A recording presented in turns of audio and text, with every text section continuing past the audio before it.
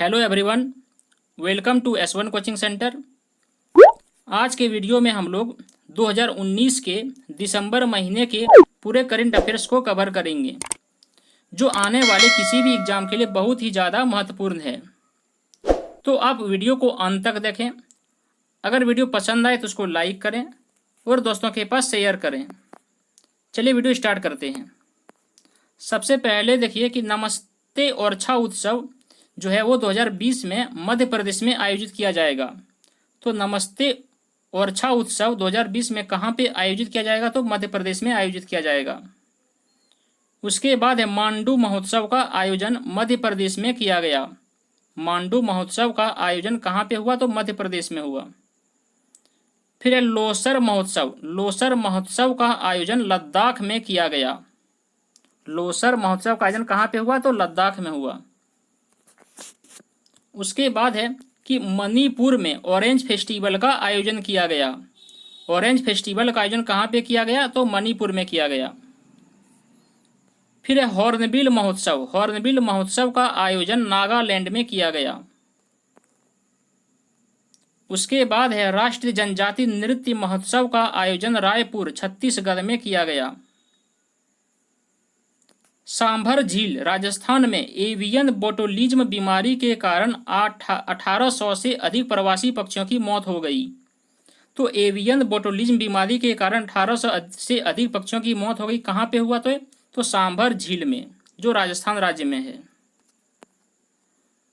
उसके बाद है हज प्रक्रिया को डिजिटल बनाने वाला भारत पहला देश बना।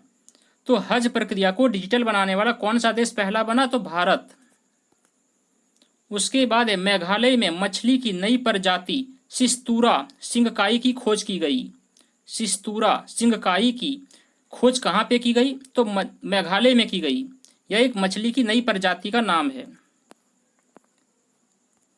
उसके बाद है भारत के पहले राष्ट्रीय समुद्री विरासत संग्रहालय की स्थापना लोथल, जो गुजरात राज्य में है, की जाएगी।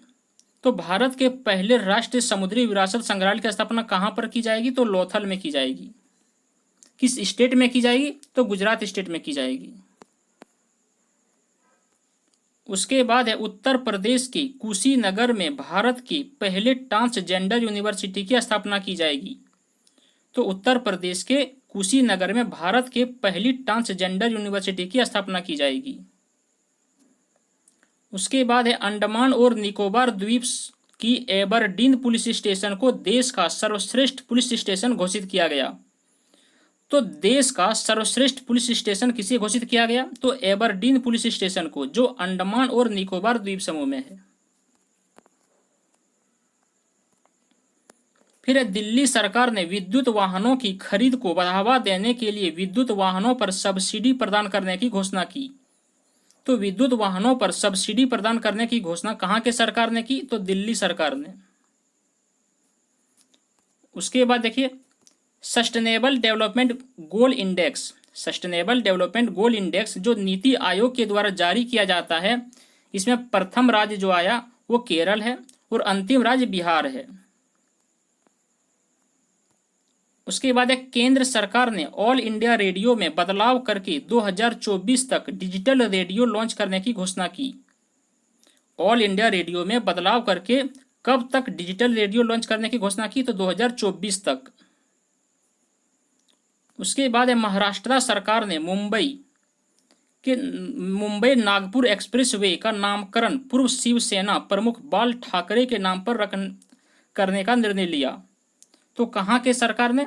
तो महाराष्ट्र सरकार ने मुंबई नागपुर एक्सप्रेसवे का नाम बदल करके पूर्व शिवसेना बाला ठाकरे के नाम पर रखने का निर्णय लिया है। उसके बाद रोहतांग सुरंग जो हिमाचल प्रदेश राज्य में है, का नाम बदलकर पूर्व प्रधानमंत्री अटल बिहारी वाजपेयी के नाम पर अटल टनल रखा गया। तो रोहतांग टनल का नाम अब क्या हो गया? वो अटल टनल रखा गया।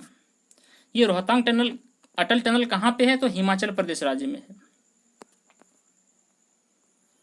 फिर है 107वें भारतीय विज्ञान कांग्रेस का आयोजन बेंगलुरु में 3 जनवरी 2020 से किया गया। तो 107वें भारतीय विज्ञान कांग्रेस का आयोजन कहाँ पे हुआ? तो बेंगलुरु में हुआ। कब से? 3 जनवरी 2020 से। उसके बाद देखिए नेवल वेपन सिस्टम NAVARMS-19 पर अंतर्राष्ट्रीय सम्मेलन सह प्रदर्शनी के 4th संस्करण का आयोजन नई दिल्ली में दिसंबर 2019 में किया गया। फिर है एक भारत श्रेष्ठ भारत पर सम्मेलन का आयोजन तमिलनाडु तथा जम्मू कश्मीर सरकार के द्वारा किया गया। एक भारत श्रेष्ठ भारत पर सम्मेलन का आयोजन तमिलनाडु तथा जम्मू कश्मीर सरकार के द्वारा किया गया। तो ये 2 स्टेट का नाम रखें, याद रखें, तमिलनाडु और जम्मू कश्मीर। उसके बाद है दिव्यांग जनों की पुनर्वास के लिए 3 दिसंबर 2019 को भारत के उपराष्ट्रपति वेंकैया नायडू ने केंद्रीय सामाजिक न्याय और अधिकारिता मंत्रालय की ओर से उत्तर प्रदेश को नेशनल अवार्ड ऑफ एक्सीलेंस का खिताब दिया गया। तो किस राज्य को नेशनल अवार्ड ऑफ एक्सीलेंस का खिताब दिया गया? तो उत्तर प्रदेश राज्य को दिया गया। तो किसके द्वारा दिया गया? तो उपराष्ट्रपति वेंकैया नायडू के द्वारा। उसके बाद चेन्नई कॉरपोरेशन के द्वारा तमिलनाडु में देश के पहले अपशिष्ट लेन देन पोर्टल मद्रास वेस्ट एक्सचेंज की शुरुआत की गई। तो मद्रास वेस्ट एक्सचेंज की शुरुआत कहाँ पे किया गया? तो तमिलनाडु में किया गया। किसके द्वारा? चेन्नई कॉरपोरेशन के द्वारा।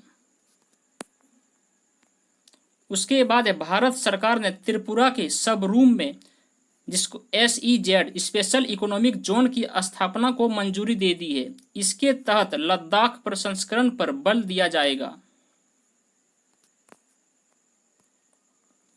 फिर IT कंपनी विप्रो और नेस्कॉम के द्वारा 10,000 इंजीनियरिंग छात्रों को प्रशिक्षण देने के लिए फ्यूचर स्किल्स नामक प्लेटफॉर्म लॉन्च करने का निर्णय लिया गया है। इसके माध्यम से छात्रों को artificial intelligence, internet of things इत्यादि के बारे में प्रशिक्षण प्रदान किया जाएगा। तो किसके किसके द्वारा? तो विप्रो और नेस्कॉम के द्वारा कितने छात्रों को? 10,000 इंजीनियरिंग छात्रों को प्रशिक्षण दिया जाएगा, जिसका नाम फ्यूचर स्किल्स रखा गया।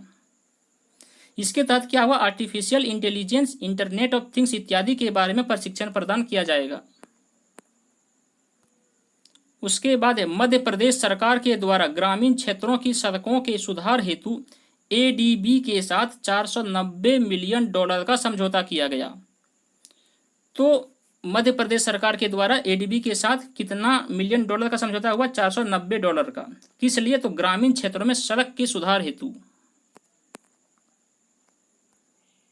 उसके बाद हरियाणा सरकार ने विधवाओं के लिए ऋण पर सब्सिडी देने की योजना शुरू की। तो हरियाणा सरकार ने विधवाओं के लिए ऋण पर सब्सिडी देने की शुरुआत की।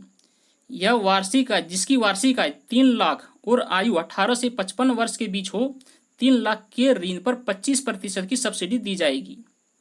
तो ये स्कीम किस राज्य में शुरू हुआ है? तो हरियाणा सरकार ने ये स्कीम शुरू किया है। किसके लिए? तो विधवाओं के लिए। उसके बाद आंध्र प्रदेश कैबिनेट के द्वारा दिशा बिल को मंजूरी दी गई। इसके तहत महिलाओं के विरुद्ध होने वाले अपराध के लिए कड़ी सजा का प्रावधान है। तो दिशा बिल को मंजूरी किस राज्य ने दिया? तो आंध्र प्रदेश कैबिनेट के द्वारा। इसमें क्या किया गया? इसमें दिशा बिल के तहत अगर महिलाओं के विरुद्ध कोई अपराध होता हो तो उसको कड़ी से कड़ी सजा का प्रावधान किया गया है। फिर 126वां संविधान संशोधन विधेयक, 126वां संविधान संशोधन विधेयक जो अब 104वां संविधान संशोधन अधिनियम के तहत संसद में पारित किया गया। इस संशोधन विधेयक में अनुसूचित जाति एवं अनुसूचित जनजाति समुदाय के लिए आरक्षण जो अनुच्छेद 324 में वर्णन किया गया है को 25 जनवरी 2030 तक 10 वर्षों के लिए बढ़ाने का प्रस्ताव कर दिया गया है। इस संविधान संशोधन विधेयक के द्वारा संसद में एंग्लो इंडियन समुदाय की प्रदत्त आरक्षण को समाप्त कर दिया गया है। उसके बाद दादर और नगर हवेली तथा दमन और दीव के विलय के लिए संसद में विधेयक पारित किया गया। किस 2 केंद्र शासित प्रदेशों का विलय हुआ? तो दादर और नगर हवेली तथा दमन और दीव के विलय के लिए संसद में विधेयक पारित किया गया। कितना अनुच्छेद के द्वारा? तो अनुच्छेद 244(2) के द्वारा। यह 26 जनवरी 2020 को औपचारिक रूप से इन दोनों केंद्र शासित प्रदेशों का विलय किया जाएगा। कब से ये दोनों का मान्य हो जाएगा? 26 जनवरी 2020 से। जिसके बाद देश में केंद्र शासित प्रदेशों की संख्या 8 हो जाएगी। विलय के बाद इनकी राजधानी कहाँ होगी? दमन होगी। उसके बाद देखिए, नागरिकता संशोधन विधेयक 2019 संसद के द्वारा पारित किया गया। नागरिकता संशोधन विधेयक 2019 संसद के द्वारा पारित किया गया, जिसमें नागरिकता अधिनियम 1955 में 6वां संशोधन के द्वारा यह वर्णन किया गया है। तो नागरिकता संशोधन विधेयक जो है किस अधिनियम के तहत बना था? तो नागरिकता अधिनियम 1955 में। ये कितना संशोधन है? तो 6वां संशोधन हुआ था। इस विधेयक के अनुसार 31 दिसंबर 2014 से पूर्व भारत आए बांग्लादेश, पाकिस्तान और अफगानिस्तान के हिंदू, बौद्ध, जैन, सिख, ईसाई एवं पारसियों को भारतीय नागरिकता दी जाएगी। सिक्किम को छोड़ के अन्य उत्तर पूर्वी राज्यों में यह कानून लागू नहीं किया जाएगा। नए विधेयक के अंतर्गत पड़ोसी देशों के अल्पसंख्यक 6 साल से भारत में रह रहे हैं तो वे अब भारत की नागरिकता प्राप्त कर सकते हैं। पूर्व में 11 वर्ष था, तो देखिए जो अब भारत में 6 साल से रह रहे हैं तो वो लोग अब भारत की नागरिकता ले सकते हैं। पहले यह प्रावधान था 11 वर्ष तक। जो पहले 11 वर्ष तक अगर इंडिया में रह चुका हो तो वे भारत की नागरिकता ले सकते थे, लेकिन अब इसे घटाकर 6 वर्ष कर दिया गया है। उसके बाद देखिए, G20 नेताओं का शिखर सम्मेलन 21 से 22 नवंबर 2020 के दौरान सऊदी अरब में आयोजित किया जाएगा।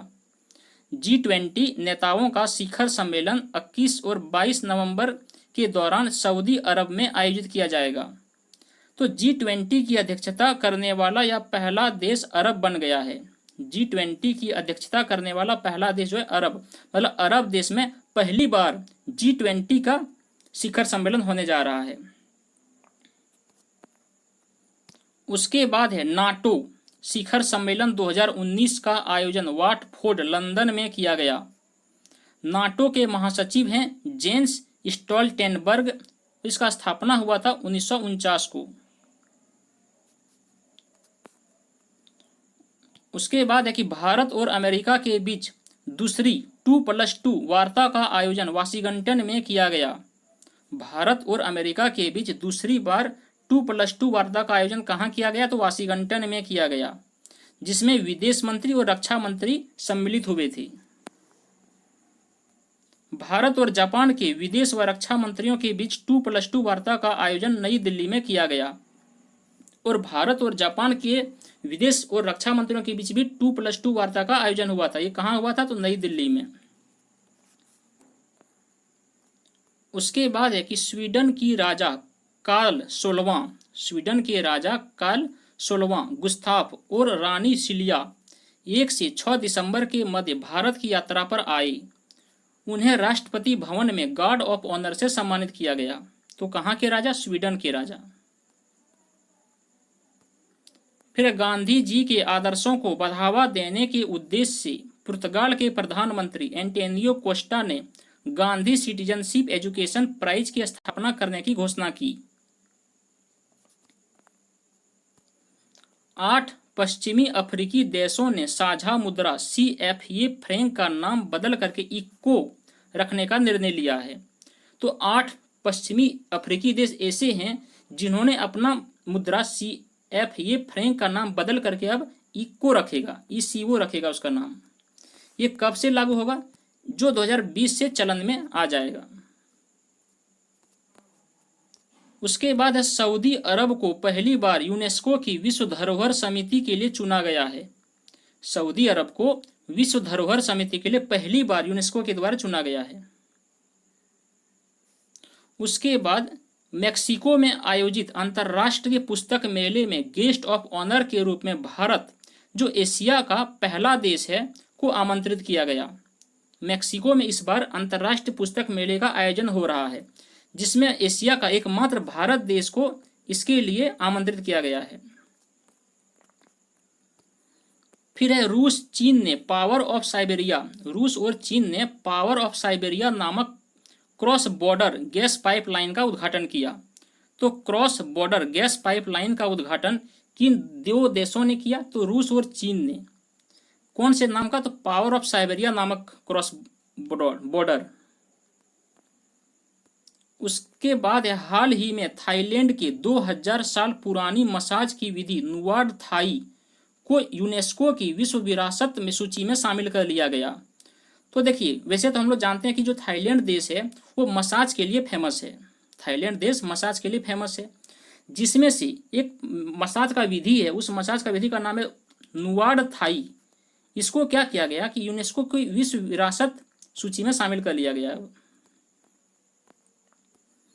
उसके बाद संयुक्त राष्ट्र ने मलाला यूसुफजई, जो पाकिस्तान की है, को इस दशक में विश्व की सबसे प्रसिद्ध किशोरी बताया गया है। किसको? तो मलाला यूसुफजई की, जो पाकिस्तान देश की है।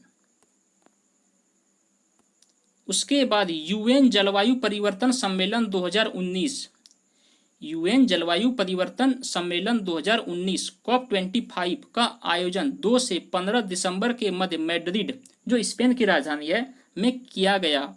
इसकी अध्यक्षता चिली के द्वारा की गई। तो यूएन जलवायु परिवर्तन सम्मेलन 2019 COP25 का आयोजन कहां पर हुआ? तो मैड्रिड में हुआ। उसके बाद यूएनओ ने वर्ष 2020 को पौधों के स्वास्थ्य हेतु अंतरराष्ट्रीय वर्ष घोषित किया। हाल ही में यूएनओ के द्वारा 21 मई को चाय दिवस के रूप में मनाने की घोषणा की गई, भारत देश के निवेदन पर। उसके बाद है विश्व यात्रा पुरस्कार। विश्व यात्रा पुरस्कार के 26वें संस्करण में अबू धाबी को world leading sports tourism destinations के रूप में चुना गया। किसको? तो अबू धाबी को। उसके बाद दिसंबर में टाइफून फेनफोन, एक टाइफून है, नाम है फेनफोन, ने फिलीपींस को प्रभावित किया। तो फिलीपींस को प्रभावित करने वाले टाइफून का नाम क्या है? तो वह फेनफोन। फिर है कि दिसंबर में उष्णकटिबंधीय चक्रवात सराय ने फिजी को प्रभावित किया। तो फिजी देश को प्रभावित करने वाला चक्रवात कौन है? सराय। फिजी देश की राजधानी कहाँ है? तो सुवा। उसके बाद है बोगनविले, पापुआ न्यू गिनी का पूर्वी द्वीप है, जहां हाल ही में जनमत संग्रह कराया गया था। इसके पश्चात यह विश्व का एक नया देश बनेगा। तो ये बोगनविले और पापुआ नई गिनी जो है, वहां पे क्या हुआ? एक जनमत संग्रह कराया गया, जिसके बाद क्या हुआ? यह एक नया देश बन करके उभरेगा।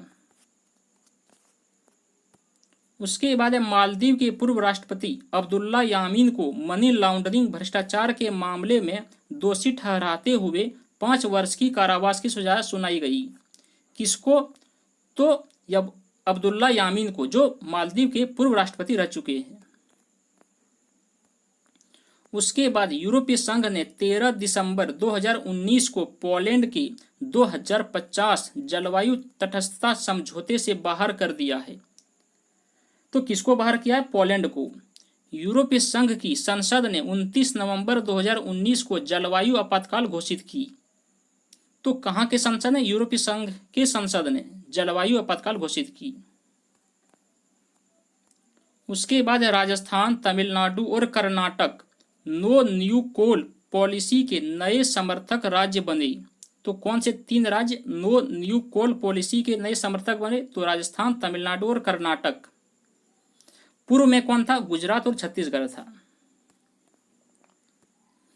उसके बाद जीएसटी परिषद की 38वीं बैठक, जीएसटी परिषद की 38वीं बैठक 18 दिसंबर को नई दिल्ली में आयोजित की गई। इस बैठक में लॉटरी पर 28% टैक्स वसूलने का निर्णय लिया गया। फिर अग्नि 3 बैलिस्टिक मिसाइल का ओडिशा के अब्दुल कलाम द्वीप से परीक्षण किया गया। यह पहला परमाणु रात्रिकालीन परीक्षण था, मतलब रात में परीक्षण किया गया। यह पहला परमाणु मिसाइल था, अग्नि 3 बैलिस्टिक मिसाइल, जो कहां पे हुआ? तो ओडिशा के अब्दुल कलाम द्वीप से परीक्षण किया गया। उसके बाद पृथ्वी 2 मिसाइल का सफल परीक्षण ओडिशा के बालासोर से किया गया। पृथ्वी 2 मिसाइल का सफल परीक्षण कहां से किया गया? तो ओडिशा के बालासोर से। फिर इसरो के द्वारा 11 दिसंबर को RISAT-2BR1 उपग्रह को PSLV-C48 के द्वारा श्रीहरिकोटा से लॉन्च किया गया। तो कहां से? श्रीहरिकोटा से लॉन्च किया गया। किसके द्वारा? इसरो के द्वारा। फिर नासा ने विश्व के सबसे शक्तिशाली रॉकेट स्पेस लॉन्च सिस्टम का अनावरण किया। नासा ने विश्व के सबसे शक्तिशाली रॉकेट स्पेस लॉन्च सिस्टम का अनावरण किया। उसके बाद जापान के द्वारा विश्व के पहले तरल हाइड्रोजन मालवाहक जहाज को लॉन्च किया गया। तो सबसे पहला तरल हाइड्रोजन मालवाहक जहाज को किसने लॉन्च किया? तो जापान ने लॉन्च किया है, जिसका नाम क्या रखा? जिसका नाम रखा शियुशो फ्रंटियर। शियुशो फ्रंटियर नाम रखा गया। फिर दुनिया के पहले पूरी तरह से बिजली से चलने वाले वाणिज्यिक विमान ने वैंकूवर कनाडा से उड़ान भरी। दुनिया के पहले पूरी तरह से बिजली से चलने वाले वाणिज्यिक विमान ने वैंकूवर, जो कनाडा में है, से उड़ान भरी। ये टोटल बिजली से चलने वाला वाणिज्यिक विमान है। फिर कैलिफोर्निया के वैज्ञानिकों ने अंटार्कटिका के नीचे बर्फ में विश्व की सबसे गहरी भूमि घाटी की खोज की। तो कहाँ के वैज्ञानिकों ने? कैलिफोर्निया के वैज्ञानिकों ने अंटार्कटिका के नीचे बर्फ में विश्व की सबसे गहरी भूमि घाटी की खोज की। फिर इथोपिया ने अपना पहला उपग्रह ETRSS चीन के सहयोग से लॉन्च किया। तो चीन के सहयोग से जो उपग्रह ETRSS लॉन्च किया, किस देश ने? तो इथोपिया ने। फिर भारतीय वायुसेना की पहले स्विंग विंग लड़ाकू विमान MiG-27 को वायुसेना से सेवा मुक्त कर दिया गया। तो वायुसेना से कौन से लड़ाकू विमान को सेवा मुक्त किया? तो MiG-27 को। उसके बाद है पुणे, जो महाराष्ट्र राज्य में है, भारत के पहले मोबाइल टीकाकरण क्लिनिक की शुरुआत की गई। इसे जीविका हेल्थ केयर के संस्थापक जिग्नेश पटेल ने शुरू किया है। तो कहां पर? तो पुणे में। उसके बाद है भारतीय पुरातत्व सर्वेक्षण ने गुंटूर जिला, जो आंध्र प्रदेश राज्य में है, एक सांस्कृतिक अभिलेख की खोज की, जो दक्षिण भारत का सबसे प्राचीनतम सांस्कृतिक लेख होगा। इसे सातवाहन वंश के राजा विजय के द्वारा लिखवाया गया था।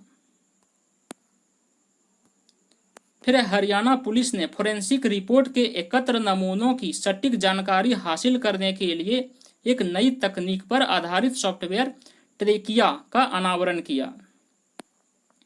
यह तरीका अपनाने वाला हरियाणा पहला राज्य है। तो बस इतना ही था फ्रेंड्स। अगर वीडियो पसंद आया हो तो उसको लाइक करें और अपने दोस्तों के पास शेयर करें। चलिए मिलते हैं नेक्स्ट वीडियो में। Thank you for watching.